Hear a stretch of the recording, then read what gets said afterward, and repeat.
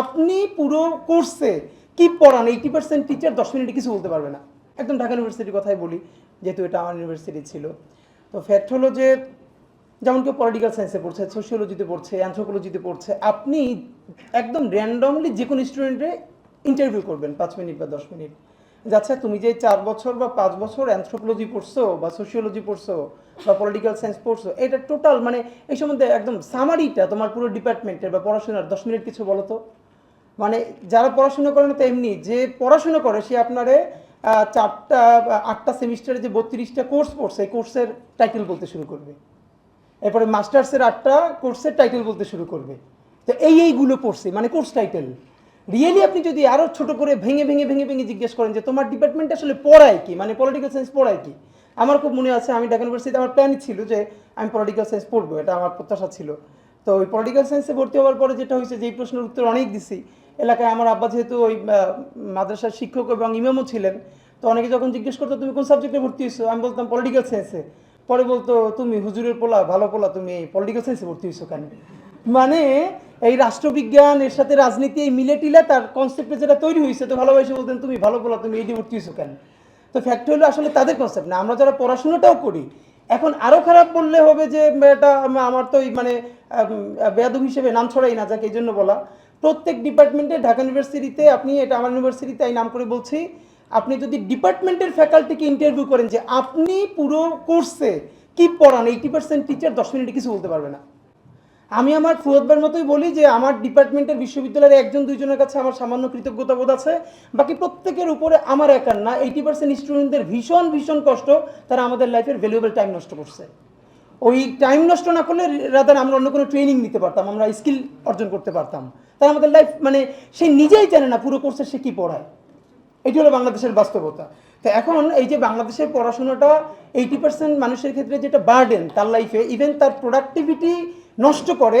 এটা একটা ছোট গল্প বলি, আমি একটা বাংলাদেশের বড় কোচিংয়ে দীর্ঘদিন ধরে ক্লাস নিয়েছি।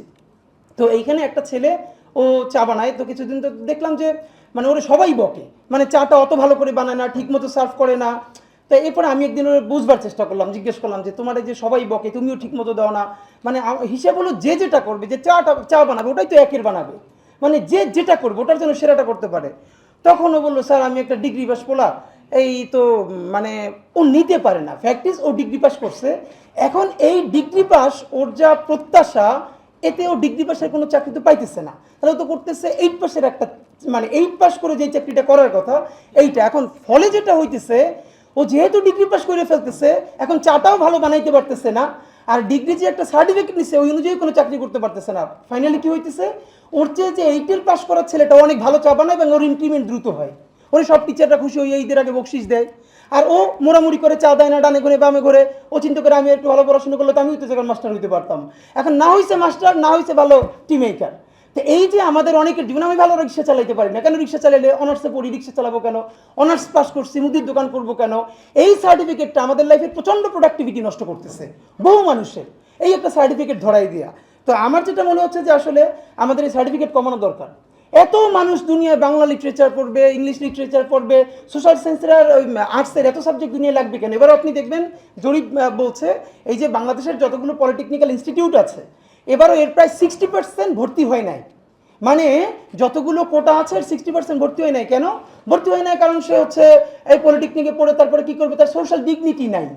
তো এর সাথে তার যে বন্ধু, এখন মুশকিল হইলো 4 লাখ কেন বিসিএস দেয় বাংলাদেশে। সবাই জানে যে ক্যাডার হবে 1800 থেকে 2000, নন ক্যাডার হবে 2000, সর্বোচ্চ 5000, এরপরও কোনো 4 লাখ পরীক্ষার্থী। এটাকে কেন্দ্র করে এই যে কোটি কোটি টাকার কোচিং বাণিজ্য। এটার বড় কারণ হলো আমরা যেই জায়গাটা আমরা যত বলি যে এসএমই করতে হবে, আর এসএমইর আরেকটা মুশকিল হলো এইখানে যারা আছে তারা তো এসএমই করে না।